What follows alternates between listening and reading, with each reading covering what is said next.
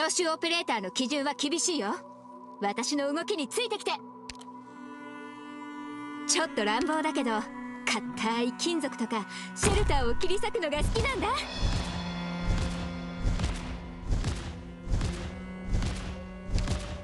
先輩、これでどうです？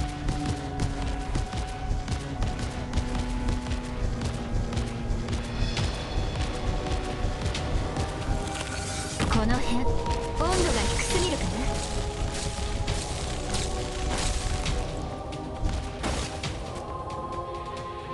悪くない位置だね。先輩、怪獣だ。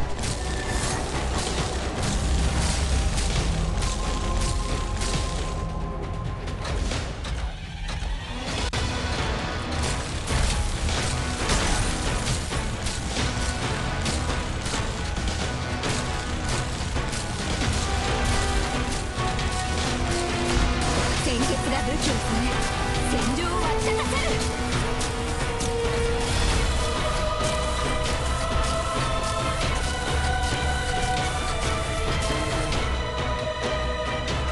気をつけて行動しますね。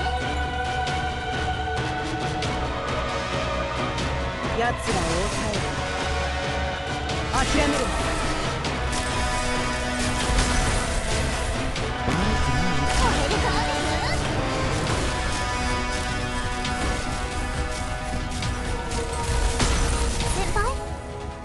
先輩、ご命令を。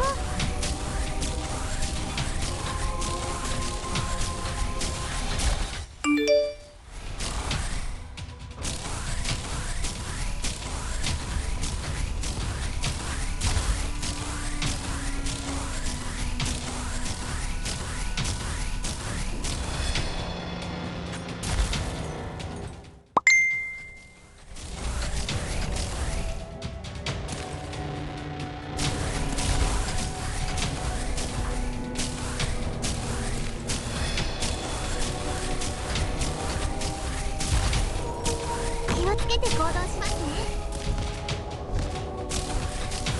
奴らこの程度で止まると思うな。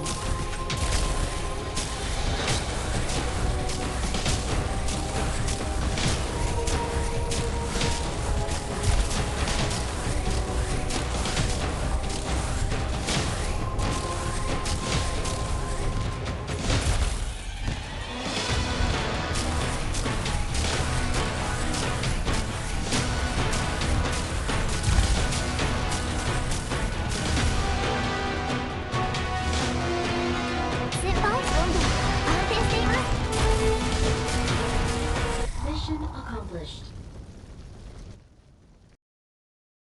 全ては秩序にのっとるべきだ。摂理に反することなど誰にも許されない。